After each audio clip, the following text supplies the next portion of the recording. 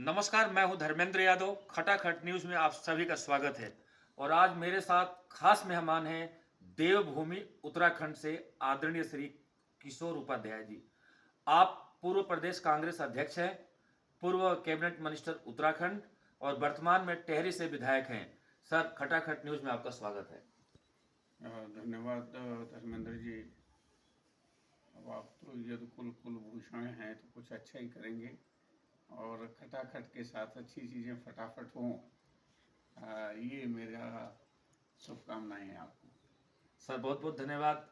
चूंकि आप कांग्रेस से ताल्लुक़ रखते थे तो नाम तो सुना ही होगा आपने, ये खटाखट खटाखट। क्या कहेंगे आप?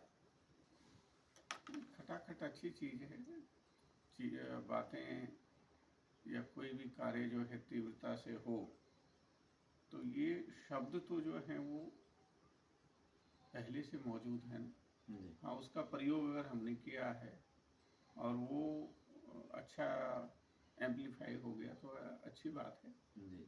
लेकिन उसका लाभ मिलना चाहिए जिस भावना से लोगों को कहा गया है। सर, कांग्रेस ने आपको प्रदेश अध्यक्ष बनाया, कांग्रेस ने आपको कैबिनेट मिनिस्टर बनाया उत्तराखंड का, तो अचानक ऐसा क्या हुआ कि आप छोड़कर बीजेपी में आ गए? देखिए, उसमें बहुत सी चीज़ें हैं। इस वक्त मैं उन सब चीज़ों की तरफ तो नहीं जाऊंगा, क्योंकि मुख्यतः हम लोग जो मानवता की रक्षा के लिए, ये दुनिया आबाद रहे, हमारी जो आने वाली संततियां हैं उनका जीवन सुरक्षित रहे, हम लोग जो हिमालय है और जो गंगा है, माँ गंगा जो सनातन धर्मी हैं, उनके लिए वो सब कुछ है। यह लोक से लेकर के और परलोक तक की वो गारंटी देती है लोगों को।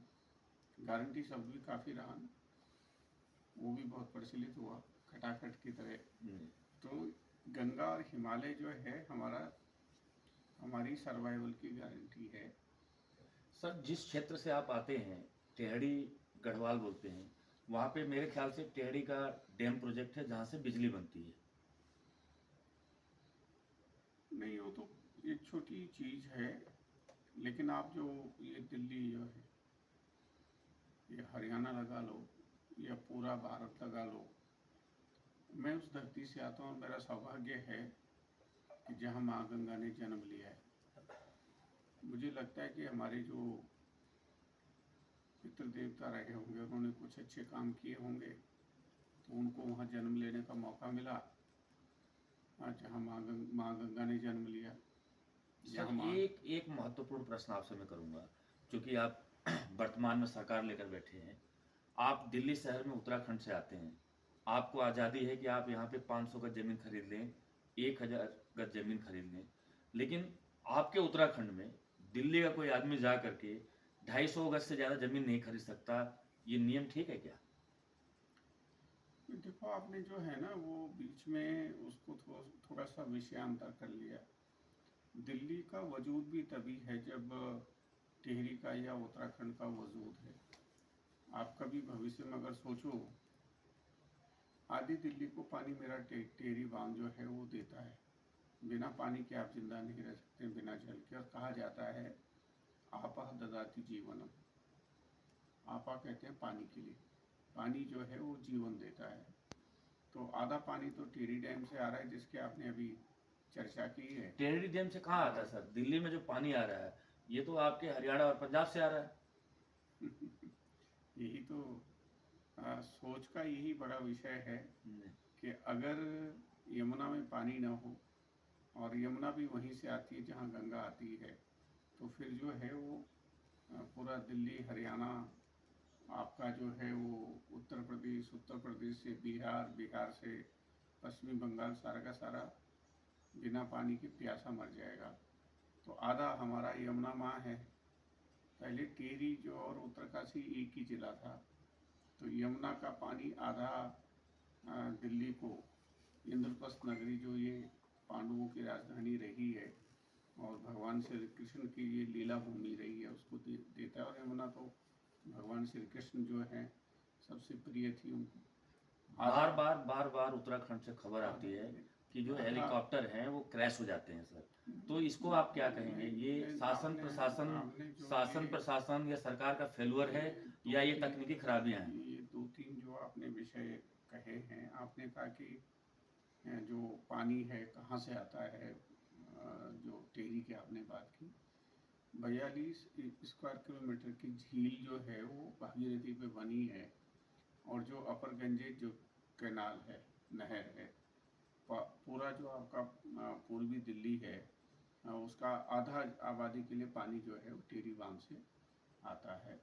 दूसरा आपने विषय उठाया कि जो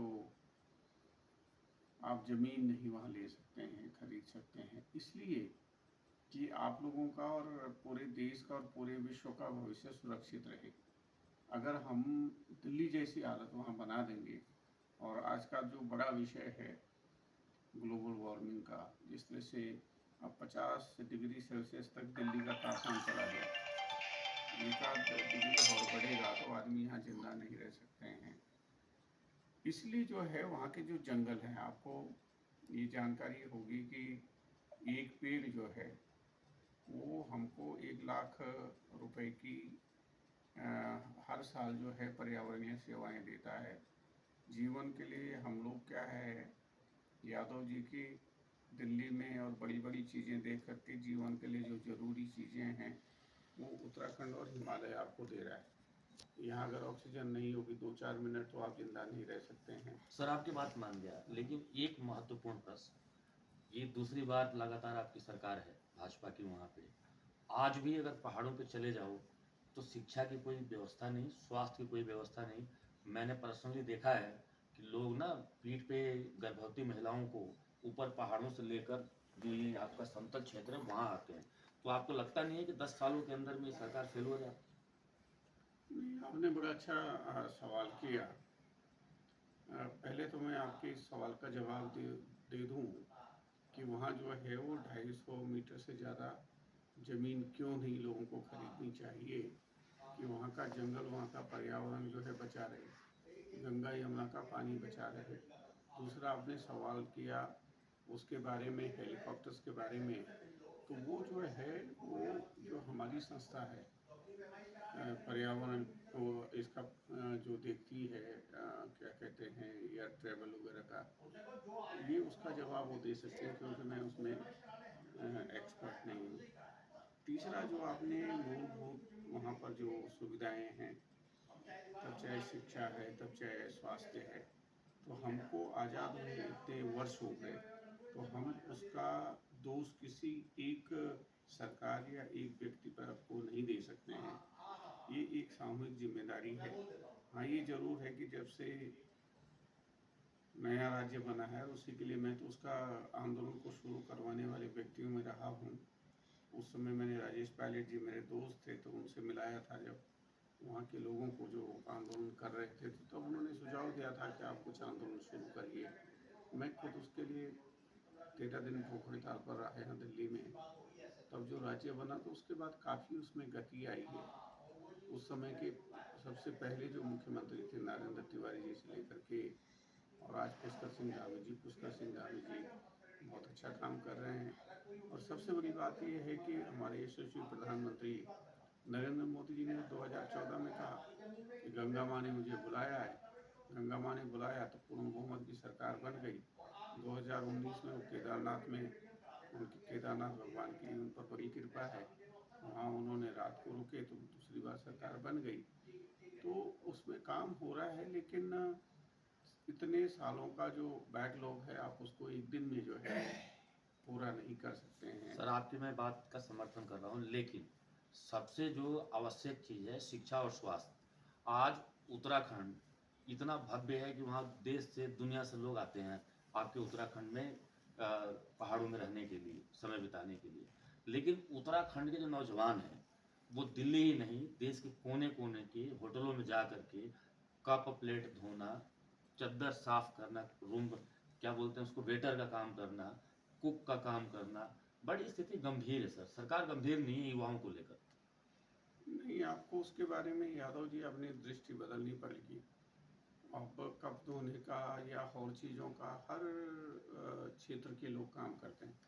अब हमारी केरल की सारी बहनें जो हैं वहाँ मिडिल ईस्ट में जो है वो नर्सिंग का काम करती हैं, तो हम इसलिए उनको एक अलग दृष्टि अगर से देखना चाहेंगे तो अच्छी बात नहीं है। इसलिए उत्तराखंड को समझना जरूरी है।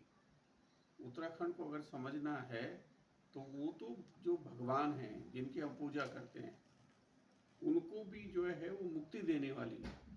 देवप्रयाग में भगवान राम नहीं जाते तो उनको फिर उससे जो उन्होंने ब्रह्म हत्या की थी उससे मुक्ति नहीं मिलती। भगवान श्री कृष्ण जो है अगर यमुना नहीं आती तो वो कहाँ क्या कर लेते वहाँ जो है वृंदावन में। वो एक जो दृष्टिकोण जो आम आदमी का बन गया है। अब जहाँ पर हम बैठे हुए हैं अभी ये कमांडर साहब के घर में, अब यहाँ जो जमीन पता नहीं क्या भाव है ये आप ही बता सकते हैं, लेकिन हम आपको जीवन देने का काम कर रहे हैं। हम इस देश को 63% लोगों को पानी देने का काम करते हैं। और ये यहाँ पर जो अभी आप जो पानी की बोतलें खरीदते हैं ना 30 रुपए लीटर, मैं आपको 30 क्यूसेक पानी हर रोज देता हूँ टेरी डैम से। और उसमें ये लगा लो कि अगर आप मुझे उस पानी का 1 रुपया लीटर दे दें तो मैं आपको भी जो है वो फिनांस कर सकता हूँ। तो हमने जो हम लोग दे रहे हैं आपको ना यहाँ देश को या दुनिया को, उसका आकलन ही नहीं किया अब तक। जी सर, बड़ा लंबा सफर आपका उत्तराखंड की राजनीति में रह गया। आप राज्य सरकार में लंबा सफर आपने गुजार लिया। क्या आपको लगता है कि अब आगामी समय में आप केंद्र की राजनीति में आएंगे? देखिए ये तो ईश्वर के हाथ में होता है। हम तो बहुत गरीब किसान के परिवार में पैदा हुए हैं, जो गुफाएं कहते हैं ना। जी। अभी मैं जब प्रयागराज गया था, ये राजेश जी भी गए थे, तो वहाँ मैंने उनसे वो कह रहे थे ना कि हमने वहाँ तपस्या की, हिमालय में तपस्या की। सारे के सारे यही बोलते हैं, बड़े बड़े महात्मा संत। एक आपने ये जल जीवन बचाओ, सर क्या है? मैंने उनको कहा, मैंने कहा भाई तुम तो 2-4 साल रहे वहाँ, सारी सिद्धियाँ लेकर के आ गए। किशोर उपाध्याय वहीं पैदा हुआ, वहीं रह रहा है। अरे कुछ हिमालय हमको भी एक आध सिद्धि देता तो कितना अच्छा रहता। ये जो आप बता रहे हैं कि जो आपने जो हिमालय बचाओ गंगा बचाओ, अभी स्थिति यह है कि उसकी परिकल्पना करिए और उसको एम्पलीफाई करवाइए कि 2050 के आसपास गंगा में, यमुना में एक बूंद पानी नहीं रहना है, सिंधु में एक बूंद पानी नहीं रहना है, ब्रह्मपुत्र में एक बूंद पानी नहीं रहना है। और उसके साथ साथ में 2050 तक जो है हिमालय पर एक बूंद बर्फ नहीं रहनी है। तो तब आपकी संततियाँ किस तरह से यहाँ दिल्ली में जिंदा रहेंगी, वो एक बड़ा यक्ष प्रश्न है, उसको कैसे बचाया जाए। तो इसलिए हम 87-88 बहुत लंबे समय से जम्मू कश्मीर से लेकर अरुणाचल प्रदेश तक भी गए, तो हिमालय और गंगा बचाने का एक छोटा सा जो है गिलहरी जैसा प्रयास हम और हमारे साथी कर रहे हैं। और अपने लिए नहीं कर रहे हैं कि आप लोग जिंदा रहो। दिल्ली में जब उत्तराखंड आंदोलन में तत्कालीन प्रधानमंत्री जी ने मुझे डांटा कि भाई हमारी पार्टी का ये है ही नहीं एजेंडा, तो मैंने कहा हमें अपने लिए नहीं चाहिए। जब आप यहाँ दिल्ली आए होंगे 72 में, तब यमुना में कितना पानी था, वही पानी पीएम भी पीते थे, हम भी वही पानी पीते थे। आज क्या आप यमुना के पानी से हाथ भी धो सकते हैं, जो स्थिति बन रही है। तो जीवन के लिए जो जरूरी है उसका संरक्षण कैसे करें, ये जो है हम लोगों की कोशिश है। और हमारे साथी गंगा और हिमालय, नहीं तो पूरी दुनिया ही खत्म होने के कगार पर है। सर मैंने बड़ा रिसर्च किया है। अभी आपने एक प्रश्न आपने एक बात कही है कि यमुना का जो पानी है हाथ धोने लायक नहीं बचा है। हमने काफ़ी रिसर्च किया है कि इसके अंदर जितनी भी गंदगी आती है, या तो उत्तर प्रदेश से आती है या हरियाणा से आती है। इन दोनों राज्यों के अंदर भारतीय जनता पार्टी की सरकार है और देश में भी भारतीय जनता पार्टी की सरकार है, तो ये गंदगी रोका नहीं जा सकता क्या? देखो ये जो है ना, ये जो हमारी भारतीय जो लोग हैं, ये उस दृष्टिकोण या सोच का दोष है। ये दोष ये है कि हर व्यक्ति ये सोचता है कि सरकार को करना चाहिए, मेरी नाक पहुँचने का काम भी सरकार करे, जबकि पानी तो हमको जिंदा रहने के लिए चाहिए ना। तो हम ही मैं ही हम कर रहे हैं, आप ही क्यों नहीं उस एजेंडे को उठा लेते हैं कि साहब ये यमुना जो है ये दूषित न हो। आम आदमी क्यों नहीं उसको कर सकता है, आम आदमी से तो सरकार बनती है ना।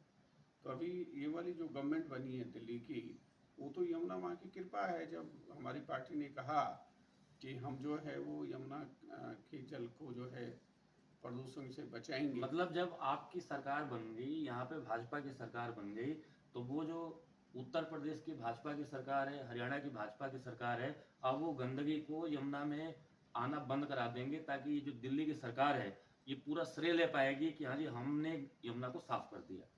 नहीं, आप फिर जो है ना उस प्रश्न को एक गलत दिशा में ले जा रहे हैं। सरकार क्या होती है, कोई उसका क्या खाका है? लोगों से सरकार बनती है ना, तो इसमें लोगों की मानसिकता को बदलने की आवश्यकता है। आप हरियाणा की सरकार को या उत्तर प्रदेश की सरकार को या आगे जा करके किसी दूसरी सरकार को दोष नहीं दे सकते हैं। किसी को भी दोष हमारा है कि जो हम उन मुद्दों के लिए लड़ते नहीं हैं। अब हम तो इतने लंबे समय से करेंगे, गंगा को बचाओ, यमुना को बचाओ।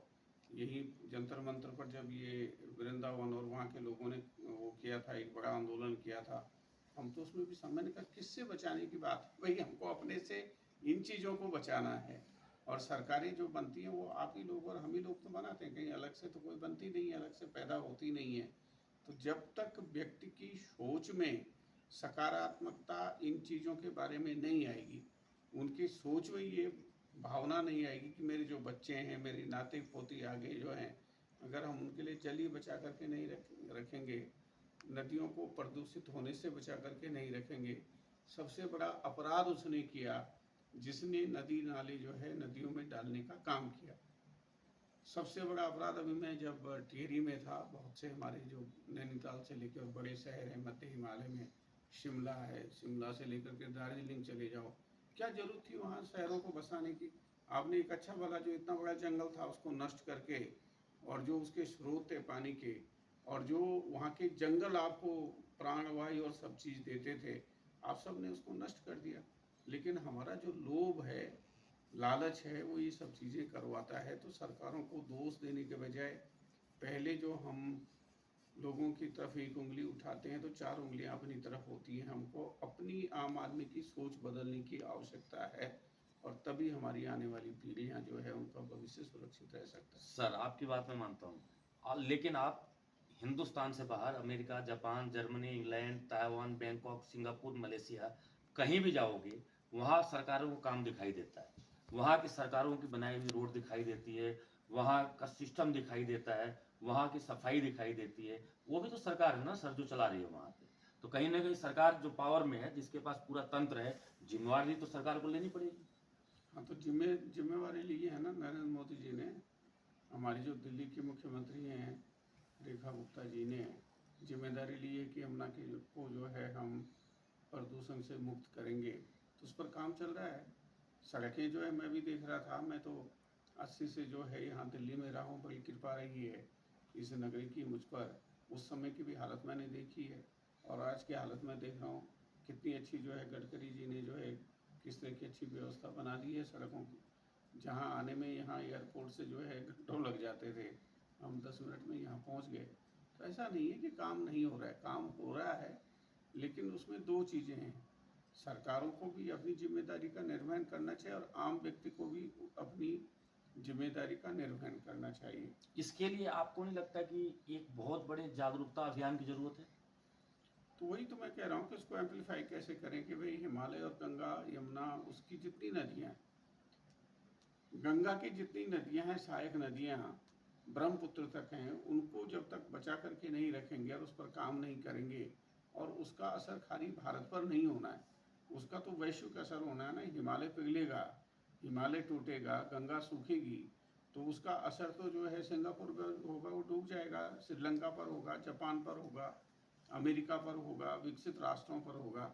तो वो हमको एक इसको वैश्विक ग्लोबल एजेंडा कैसे बनाएं, उसके लिए हम लोग कोशिश कर रहे हैं, और उसमें मीडिया की सबसे बड़ी भूमिका है, उसमें आम आदमी की सबसे बड़ी भूमिका है कि आम आदमी इस बात को समझे और उसके लिए जो है उसको एम्पलीफाई कर सके कि अगर ये चीज़ें नहीं रहेंगी तो हमारा जीवन दूभर हो जाएगा। हमारे बच्चे क्या, पानी नहीं मिलेगा तो कैसे जिंदा रहेंगे, शुद्ध हवा नहीं मिलेगी। अभी हो जाता है ना यहाँ सर्दियों में क्या हालत हो जाती है, तो वो किसने की, आदमी ने तो की है स्थिति जो खराब की है। तो मानव को ही उसका जो है निराकरण भी करना है, और ये संकल्प सबको लेना पड़ेगा, खाली एक व्यक्ति के काम से काम नहीं चलेगा।